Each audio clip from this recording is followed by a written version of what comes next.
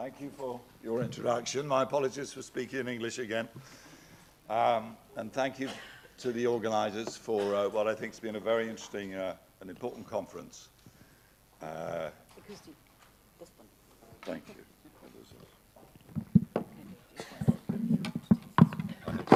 Okay. So my focus today is on inequalities in adult literacy and numeracy skills. This is based on research that we've been doing. I've been doing with a colleague, Nick Pensiero, in our Lakes Research Centre in London. Inequality of adult skills, and particularly literacy and numeracy skills, is probably more, deserves more attention than it often gets. Inequalities between countries in these basic skills are very substantial, and skills inequality is closely associated in cross-national comparisons with inequalities of earnings. There's some evidence that high levels of skills inequality are also associated with some of the characteristics of social cohesion. So countries which have rather unequal basic skills tend to have low levels of social trust, for instance. C'est bon? Ok, c'est bon. C'est également le cas dans les données de PISA que nous utilisons aujourd'hui. Les pays où les inégalités sont plus importantes, on dénote également des inégalités en termes de compétences. On le voit dans les recherches de PISA et on constate également que les inégalités de compétences constituent de mauvaises nouvelles pour le marché du travail et la productivité de manière générale. Donc oui, normalement, ces informations méritent plus d'attention que ce n'est le cas. Si l'on regarde la contribution des systèmes d'enseignement et de formation secondaire en termes d'inégalité des compétences, des capacités de lecture et de calcul, il y a peu de recherches dans ce sujet. Nous connaissons bien l'impact des différentes structures et pratiques éducatives sur l'inégalité des compétences avant la fin du premier cycle de l'enseignement secondaire, notamment d'après les études de PISA. La recherche montre qu'il y a des orientations vers des parcours spécifiques très tôt. Et souvent, cela est associé avec des organisations de type fédéral. Mais nous ne savons pas néanmoins si ces facteurs sont également associés avec des inégalités dans l'éducation secondaire de deuxième degré, la formation également. On peut prendre notre point de départ avec des théories plus générales, des statistiques théoriques basées sur le travail de Raymond Boudon. Pour simplifier, on peut dire que les systèmes scolaires plus généraux produisent des résultats plus égalitaires. Un autre point de départ, c'est la recherche que nous avons mentionnée hier, qui date d'il y a 20 ans sur la parité d'estime et qui montre qu'il y a une plus grande parité d'estime entre les parcours universitaires et les parcours professionnels, tend à réduire les inégalités de compétences, notamment dans la phase secondaire. En Suisse, ce n'est pas dans mes recherches, mais la Suisse a montré qu'il y a un taux de parité d'estime très important et cela peut permettre à réduire les inégalités. Mais nous n'avons pas les données parce que la Suisse ne fait pas partie de PISA, malheureusement. Mais voilà les hypothèses que nous avons développées dans cette recherche. Lorsqu'il y a une plus grande standardisation dans les systèmes de formation et d'enseignement secondaire, et si on regarde l'impact sur les compétences de lecture, on peut voir une atténuation des inégalités dans ces compétences, et pendant l'enseignement secondaire notamment. Ce qui est important, c'est de dans tous les programmes, étudier les mathématiques et la langue nationale. Ce sont les éléments qui ont été testés et comment ceci a affecté les compétences. Dans les systèmes où il y a des parcours plus longs, il y a aussi une meilleure atténuation des inégalités dans les compétences. Une meilleure parité d'estime peut aider ceux qui ont des niveaux d'instruction moins bons à se rattraper leur retard.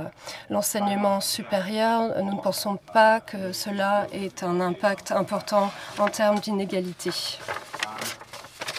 d'atténuation des inégalités. Dans cette recherche, nous avons regardé les effets des différents types de systèmes, quelles sont les différentes caractéristiques de ces systèmes d'éducation et de formation secondaire, et ceci sur les inégalités de compétences. Donc ici, j'ai développé une typologie particulière. Marius en a un petit peu parlé, mais ici, on se concentre sur les caractéristiques du système éducateur. Il y a 4 types principaux de systèmes d'éducation et de formation. Le modèle français, c'est le modèle le plus commun aussi bien en Europe et en Asie de l'Est. Il s'agit de systèmes scolaires avec des parcours d'enseignement général et professionnel dans différents types d'établissements d'enseignement secondaire supérieur et avec des apprentissages intégrés dans des systèmes séparés mais résiduels. Donc c'est le type de système le plus commun, le type numéro 1, et ceci en termes de structure et de programme. Le deuxième type de système correspond à des établissements scolaires polyvalents avec un enseignement général et professionnel dans un même établissement. On a entendu parler de la Suède hier, c'est un bon exemple, la Norvège également, les États-Unis aussi dans ce système numéro de type 2, mais il faut établir une différence entre le système scandinave et le système de l'Amérique du Nord.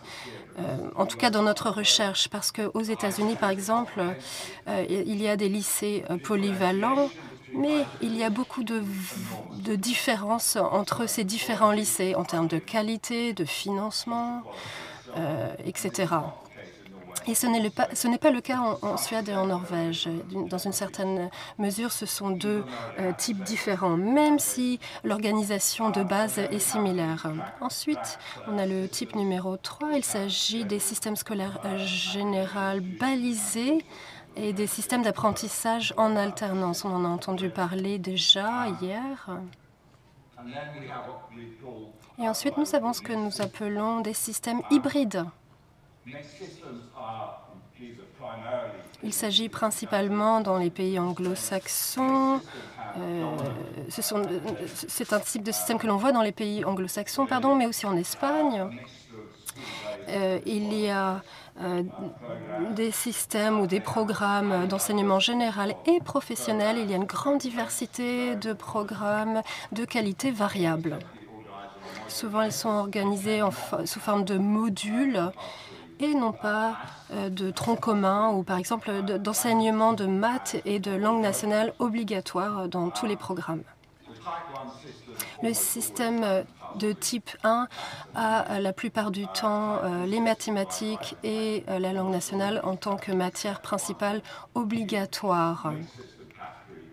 Et c'est le cas également des systèmes hybrides. De manière générale, l'enseignement des maths de langue non nationale s'étend sur une période de 3 ans. C'est la norme de manière générale pour le taux d'achèvement de niveau 3, selon la classification internationale. Donc, si on regarde ces caractéristiques de plus près, il y a différents types de mesures en termes de standardisation. Nous regardons le taux d'achèvement du secondaire de 2e niveau. Nous avons une mesure pour la place qu'occupe l'enseignement des maths et de la langue nationale. Nous mesurons également l'ensemble des pays pour les matières obligatoires. Nous mesurons également la parité d'estime, quelle est la part des personnes qui participent dans les différents parcours. Nous regardons aussi la mixité sociale des filières professionnelles. Quelle est la part des enfants diplômés dans ces programmes? Il y a différentes variables de contrôle également. Mais brièvement, je ne vais pas m'étendre sur la méthodologie, mais l'idée, c'est d'utiliser 2 études PISA en 2000 et les résultats d'une autre étude qui nous a permis d'adopter une démarche de quasi-cohorte, c'est-à-dire un groupe d'âge similaire, mais évidemment, ce ne sont pas les mêmes personnes que nous comparons. C'est difficile de comparer les résultats de ces 2 études de manière identique, mais on a des élèves avec les mêmes compétences et on utilise des barèmes, les études utilisent des barèmes similaires. On peut étudier la répartition des élèves avec les différentes mesures, notamment les mesures Gini. Donc, ce que nous faisons, c'est de regarder les changements en termes d'inégalité des compétences de pays à pays entre chez les adultes et chez les élèves de 15 ans à 27 ans. On regarde les changements dans cette période en termes d'inégalité de compétences. Quels sont les résultats de ces études? Ici, on voit les changements dans la répartition selon les coefficients de Gini pour les élèves entre 15 et 27 ans. Pour les 2 ensembles de données, qu'est-ce que l'on peut constater? Il y a de grandes variations de pays à pays. Si l'on regarde dans quelle mesure les enseignements secondaires atténuent les inégalités en termes de compétences de lecture. Les inégalités se réduisent dans certains pays plus que d'autres. Les meilleures performances comprennent l'Allemagne et l'Autriche, qui ont des systèmes d'alternance, de formation en alternance. Il y a certains pays européens aussi qui ont des bons résultats, l'Asie du Sud-Est. Et l'Irlande, l'Espagne, le Royaume-Uni, le Canada n'ont pas de très bons résultats. Les États-Unis se situent au milieu. Donc ça, c'était pour la lecture. Pour le calcul, c'est semblable. Mais souvent, dans l'enseignement secondaire, on a plus d'inégalités, notamment aux États-Unis. Si l'on regarde la Russie, il faut faire attention avec ces données. On ne sait pas si on peut avoir entièrement confiance en ces données. Il faudrait peut-être retirer la Russie de cet échantillon de pays. Pour l'Allemagne, ils ont de bons résultats en termes de réduire les inégalités, en termes de lecture et de calcul. La Belgique également tire de bons résultats. L'Autriche, encore une fois. Et les pays anglo-saxons, bon, on a l'Espagne également, donc c'est des pays avec un système hybride. Et là, on voit que les résultats ne sont pas très bons en termes de réduction des inégalités. Et là, on voit même que les inégalités augmentent concernant le calcul. J'ai fait la même chose avec les écarts de compétences en fonction de l'origine sociale. Ici, la différence se base sur l'inégalité des chances liées aux compétences de lecture. Sur ce graphique, il est difficile de comparer ces données en termes absolus pour ces inégalités pour des élèves entre 15 et 27 ans. On peut simplement dire si les pays font mieux ou moins bien que les autres pays pour cette période donnée. Si on regarde le positionnement des pays, le classement est similaire pour les origines sociales, mais c'est difficile à comparer, donc je ne vais pas m'étendre sur ces graphiques ou ces tableaux. Mais premièrement, on peut dire, regardons les effets de ces types de systèmes sur l'inégalité des résultats de calcul et de lecture. Donc si on regarde le type 1, c'est-à-dire les systèmes comme le système français, plus scolaire, il n'y a pas de différence importante en termes de l'atténuation de l'inégalité des compétences dans les systèmes polyvalents. Les systèmes d'établissement polyvalents, il n'y a pas de grande différence en termes de réduction des inégalités. Ce que l'on peut voir, en revanche, c'est un effet important, un impact important dans deux systèmes spécifiques. Les systèmes de formation en alternance, ils arrivent mieux à réduire les inégalités en termes de calcul et de lecture pour la période étudiée. La différence est importante. Mais il faut dire que si on regarde les études de PISA, l'Allemagne a des inégalités scolaires importantes, mais ils ont réussi à les faire baisser. Donc la formation d'alternance semble fonctionner. On peut se poser la question de savoir pourquoi.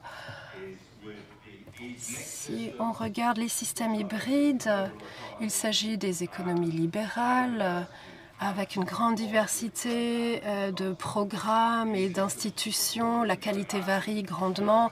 Et ici, on voit que ces systèmes obtiennent de très mauvais résultats en termes de réduction des inégalités de compétences. Pour l'enseignement supérieur, il n'y a pas d'impact notable. C'est surprenant quelque part. On ne voit pas comment l'enseignement supérieur... On ne voit pas que l'enseignement supérieur a un impact sur ces inégalités.